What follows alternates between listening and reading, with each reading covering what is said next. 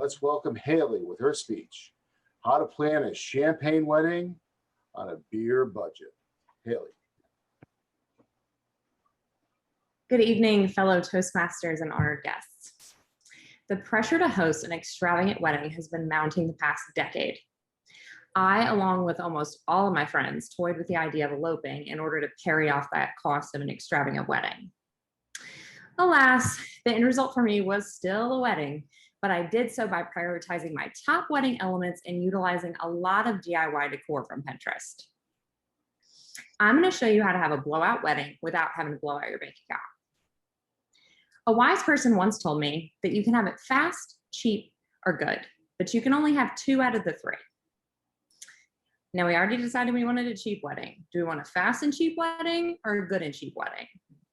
I believe that all good things are worth waiting for, so I think we should plan a good and cheap wedding.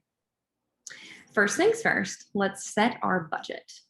Someone just shout to me if you can't see my screen. If not, I'm going to assume that you can.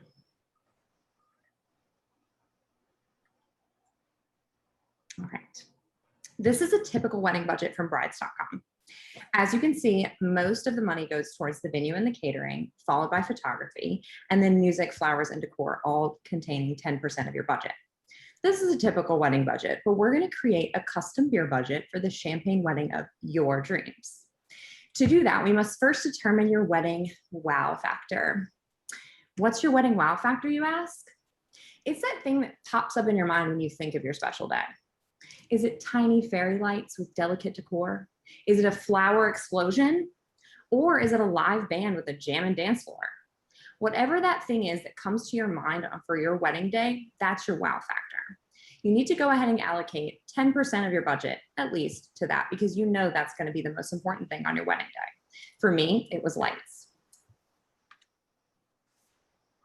Next up, let's cover the must-haves. First of all, you must have a venue.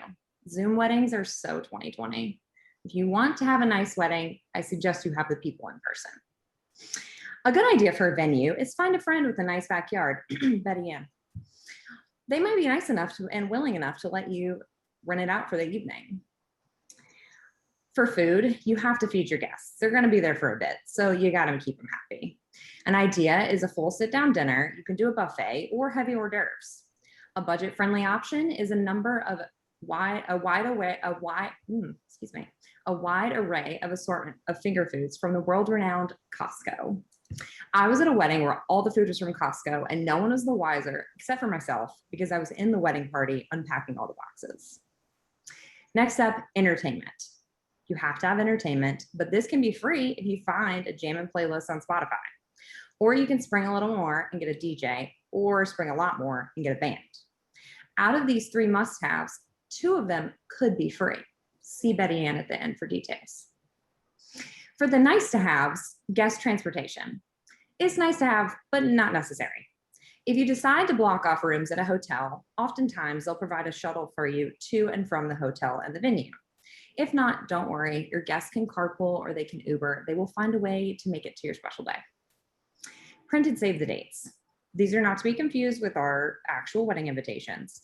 Print and save the dates go out about 6 months before the wedding, but if you see the person, you could really just tell them in person or shoot them a text or a phone call or an email. They'll still get the actual wedding invitation. It's just a reminder to jot this down in your calendar. I do advise against posting on social media because everyone online might assume they're inviting, and I don't think you want them all to come. Bridesmaids bouquets. They're gorgeous, but they're gorgeously expensive. Consider having your girls hold a single rose, a lantern, or nothing at all. It won't look weird as long as they're all in unison. The same goes for their groomsmen's boutonnieres. As long as they all look the same, nothing will look amiss. Finally, decor. This can cost you nothing at all if you get married in a garden in the spring, like myself. You can let Mother Nature be your decorator. If your venue is lacking in the natural decor, I suggest you reuse items from the ceremony for the reception. For instance, if you do spring for the bridesmaids bouquets, you can use those as centerpieces for the reception following the ceremony. Some other ideas you can get from Pinterest. To the far left is actually what I did at my wedding. If you guys didn't know, Dollar Tree has glass wine glasses and they are all $1 and you can buy them by the case.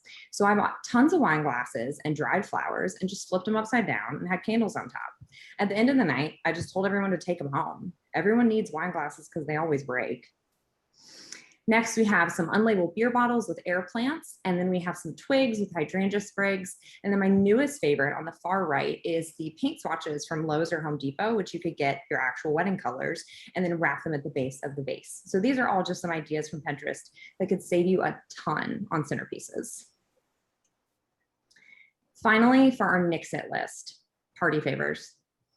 Don't do it. No one wants them. They're still in the car from the wedding 5 years ago, I promise. Don't do koozies, don't do sunglasses. If you really want to spend the money on your guests, put it towards the cake. Everyone will love that. Or you can save it for yourself and use it for the honeymoon or a down payment on a house later on. Just don't spend it on party favors. Printed programs. Everyone knows it's a ceremony followed by a reception. It's not the red carpet. We don't need a list of everyone's names. Skip it.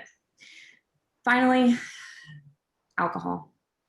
If you truly want to save money, this is the way to do it. If you can't picture yourself having a dry wedding, take money out of your flower or decor budget and put it into your booze budget. If you think a dry wedding won't be fun, think again. If you have friends like myself in attendance, they'll be resourceful and bring their own alcohol, and all the fun will be had. So there you have it, folks. That is the way to have a champagne wedding on a beer budget. Focus your funds on your wow factor and your must-haves, your venue, your food, and your entertainment. Consider eliminating some of the nice-to-haves, and when it comes down to it and you really need to cut costs, eliminate party favors, printed programs, and your sketchy college friend, alcohol. I wish you all a wonderful wedding, and I hope that it is beautiful as my own and that it is unforgettable because I was honestly too drunk to remember it. Mr. Toastmaster,